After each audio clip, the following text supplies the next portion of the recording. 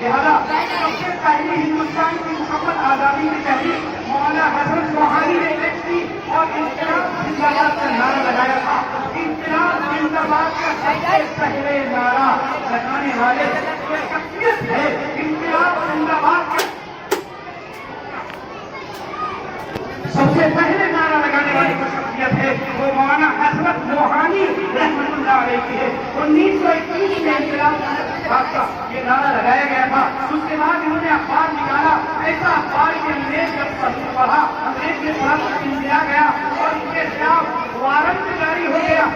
مولانا حسرت موہانی کے خلاف 300 روپے جرمانہ ہوئے. یہ 300 روپے دے تو یہ جیل میں پڑ سکتے ہیں. اور یہ اس لیے یاد کر رہا ہوں کہ ہمارے علماء نے اور ہمارے بڑوں نے کیسی قربانیاں دی ہیں اس دیش کے لیے, ملک کے لیے اور اس مٹی کے لیے. لہٰذا جو مولانا حسرت موہانی گھر جاتے ہیں اور اپنی پوری جائیداد بیچتے ہیں اور اس کا استعمال کرتے ہیں تو 300 روپے کیا 50 روپے کی جائیداد ملتی ہے. 50 روپے کی ان کی جائیداد ملتی ہے. لہٰذا انگریز ان کو قید کر کے جیل بھیج دیتا ہے اور جیل میں وہ رہتے ہیں. اس کے بعد 1946 میں ہندوستان کی آئین کی اسمبلی بنی. اسمبلی کون تھی؟ ہندوستان کی آئین کی 1946 میں کی سالاری میں کی تصویر میں یہ کمیٹی بنتی ہے. اتر پردیش کی طرف سے جو اس کمیٹی کے رکن ہوتے ہیں وہ مولانا حسرت موہانی ہوتے ہیں. اس کمیٹی کے رکن ہوتے ہیں مولانا حسرت موہانی. ان کے بعد پھر آخر میں 13 مئی 1951 کو لکھنؤ میں مولانا حسرت موہانی کا انتقال ہوتا ہے اور مولوی اطہر بننے یہ مجبور ہے. میں وہاں گیا ہوں. کون جانتا ہے اس کی خبر کو, اس شخصیت کی خبر کو جس نے سب سے پہلے انقلاب زندہ باد کا نعرہ لگایا تھا مولانا حسرت موہانی سے. لہٰذا میں اور آگے چل کے تھوڑا مختصر طور پر آخری بات جو ابھی کرنا چاہتا ہوں یہ بات ہے کہ شاہجہاں پور سے ایک ٹرین نکلتی ہے. شاہجہاں پور سے ایک ٹرین پسندر انگریزوں کا مال لے کر کے, انگریزوں کا سونا اور چاندی لے کر کے, روپیہ نوٹ لے کر کے نکلتی ہے. تو شاہجہاں پور میں بیٹھ کر کچھ لوگوں نے جو تحریک سے علماء کرام کی تحریک سے, تحریک خلافت سے, عدم تعاون سے جڑے ہوئے تھے, گاندھی جی سے جڑے ہوئے تھے, کمیٹی سے جڑے ہوئے تھے, وہ 10 لوگ تھے جس میں اشفاق اللہ خان صاحب تھے جو بڑے بڑے شاعر تھے اور رام پرساد بسمل تھے, شہید چندر شیکھر آزاد تھے, شہید بھگت سنگھ تھے اور دوسرے لوگ تھے. 10 لوگ تھے. شاہجہاں پور میں بیٹھ کر انہوں نے پلان بنایا کہ یہ جب شاہجہاں پور کی گاڑی چلے گی اور کاکوری میں چلے گی تو ہم اس گاڑی کو اس ٹرین کو لوٹیں گے. لہٰذا اور سب کے پاس دولت تھی. یہ بڑے لوگ تھے, یہ جنگ آزادی کے منگوانے تھے. لہٰذا شاہجہاں اور کاکوری یہ تلاش کرتی ہے تو یہ لوگ چل جاتے ہیں اور اس خطے میں پہنچتے ہیں جہاں انگریزوں کا خزانہ تھا. لہٰذا کاکوری کے بعد جب عالم نگر پڑتا ہے, عالم نگر کے اور لکھنؤ کے بیچ میں اس ٹرین کے ڈبے میں اشفاق اللہ خان اور تمام شہید چندر شیکھر آزاد سے لوگ پہنچتے ہیں اور اس کے بعد اس کا تالا کھولنا چاہتے ہیں لیکن تالا بہت بڑا ہے, تالا نہیں کھولا جا رہا تھا. اشفاق اللہ خان صاحب نے کہا جائیے اپنی بندوق کے ایک ساتھی کو دے دی اور اس کے بعد ہتھوڑا لیا, اس بڑے تالے کو توڑتے ہیں اور اس میں نوٹ اور سونے چاندی کے سکے نکالتے ہیں اور اس کے بعد اچانک بندوق کے ساتھی بندوق کا وہ چلتا ہے, چھکا دب جاتا ہے. ایک مسافر کی موت احمد علی کی موت ہوتی ہے اسی خطے کے اندر. لیکن بہرحال یہ پورا خزانہ لوٹ کر کے یہ پورا قافلہ نکل پڑتا ہے اسٹیشن سے, لیکن اسٹیشن کے چادر ہی نہیں ٹوٹ گئی تھی اور جس دنیا میں یہ کمیٹی مشہور ہو جاتی ہے برطانیہ سے تعلق تھا. وکٹوریا اس وقت پورے نظام کو چلا رہی تھی برطانیہ میں ہندوستان کے نظام کو مجبور ہوتی ہے اور الہیوں اور اسٹریائی بیٹھتی ہے اور ان جنگ آزادی کے مدوالوں کے نظام نہیں کرتی ہے. آپ کہتے ہیں اشفاق اللہ خان صاحب اور دوسرے لوگ نکل جاتے ہیں لیکن کچھ لوگ پکڑ جاتے ہیں آخری میں سب لوگ پکڑے جاتے ہیں. لیکن پھانسی کا حکم ہوتا ہے, پھانسی کا حکم ہوتا ہے. اشفاق اللہ خان صاحب رحمۃ اللہ علیہ جیل میں ہوتے ہیں تو قرآن کی تلاوت اور نماز ایک وقت سے ان کی پتہ نہیں ہوتی. انگریز جب گزرتا ہے جیل کے سامنے بھاجک سے اور اشفاق اللہ خان صاحب کو قرآن پڑھتے دیکھتا ہے جیل میں, اور اسی طرح وہ جو ہے وہ کرنے کا وش کرتے دیکھتا ہے تو مذاق اڑاتا ہے کہ دیکھو یہ ان کا دین ان کا کیا بچا پائے گا, ان کا مذہب ان کو کیا بچا پائے گا, ان کی وہ پھانسی ہوتی ہے.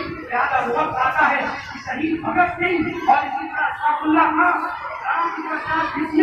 اور یہ تمام 10 لوگ پھانسی کے تختے پر چڑھتے ہوئے سب سے پہلے پھندے کو چھوٹتے ہیں اور اس کی زبان پر یہ شعر ہوتا ہے. کیا شعر ہوتا ہے؟ جو بسمل عظیم آبادی کا یہ شعر ہے, بسمل عظیم آبادی کا یہ شعر ہے. اور لکھا ہے کہ سرفروشی کی تمنا اب ہمارے دل میں ہے, دیکھنا ہے زور کتنا آخر میں یہ شعر پڑھتے پڑھتے پھانسی کے تختے پر جاؤ, جنگ سے پر آزاد ہو, بسمل ہو, ہم چھوٹتے ہوئے شہید ہو جاتے ہیں اس وطن پر, اس سرزمین پر, اس ہندوستان پر.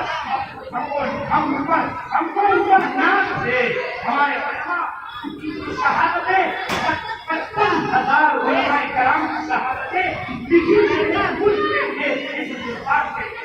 تو میں عرض کر رہا تھا بات یہ ہے کہ ہمارے مدارس دارالعلوم دیوبند, ندوۃ العلماء, جتنے مدارس ہیں ان سارے مدارس کا جو مقصد تھا 1947 کا آزادی, ملک کی آزادی تھی, اور یہ مشن تھا اور یہی مشن آج بھی ہے کہ ہم ملک کو سلامت چاہتے ہیں, ملک کی سلامتی چاہتے ہیں, ہم ملک کے وفادار ہیں. اگر آپ کو وفاداری کا شک ہے ہماری تو مٹی جہاں چاہو اس ملک کی مٹی میں پھاوڑا چلاؤ اور مٹی کھودو تو ہمارا خون نظر آئے گا, کبھی شامل کے میدان میں نظر آئے گا, کبھی ماراکوٹ کے میدان میں نظر آئے گا, کبھی دلی کی جامع مسجد میں وہ فتویٰ سناتے ہوئے وہ شخص جس کو شاہ عبد العزیز کہتے ہیں وہ فتویٰ سنا رہا تھا اور یہ کہہ رہا تھا وہی نمبر تھا سب فروشی کی تمنا اب ہمارے دیکھنا ہے زور کتنا. بات میں تعلیم میں ہے میرے دوستوں, یہ بہت ضروری تاریخ ہے میرے طلبا.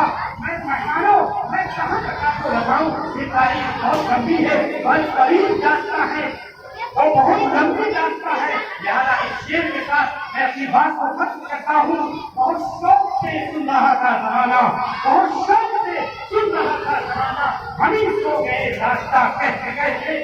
ہم نے اپنے بچوں کو اس تاریخ سے روشناس نہیں کرایا, اس لیے ہمارے بچوں کو اور پورے ہندوستان کو اور پورے ہندوستان کے وقت کو معلوم نہیں کہ کیسے کیسے ملک میں شہادتیں پیش کی ہندو بھائیوں نے دی اور اسی طرح مسلمانوں نے تو چل کر حصہ لیا ہے. جیسے میں نے مختصر سامنے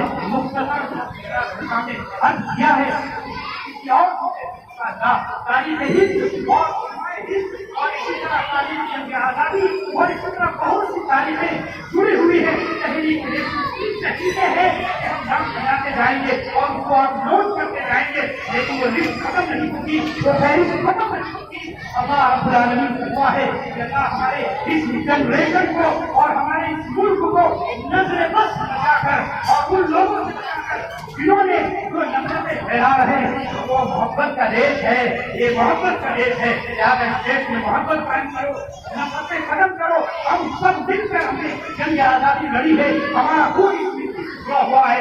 لہٰذا ہم بائی چوائس ہیں, بائی چانس نہیں ہے. ہم نے اس ملک کو بچا ہے. مولانا حسن روحانی کے سامنے یہ کہا گیا تھا پاکستان چلے جائیے, لیکن مولانا حسن روحانی کا جملہ تھا نہیں ہم ہندوستان ہی میں چلیں گے اور اپنے ملک میں پڑیں گے, اسی مٹی میں یہ مولانا حسن روحانی کا جملہ ہے جنہوں نے انقلاب زندہ باد کا سب سے پہلے نعرہ لگایا.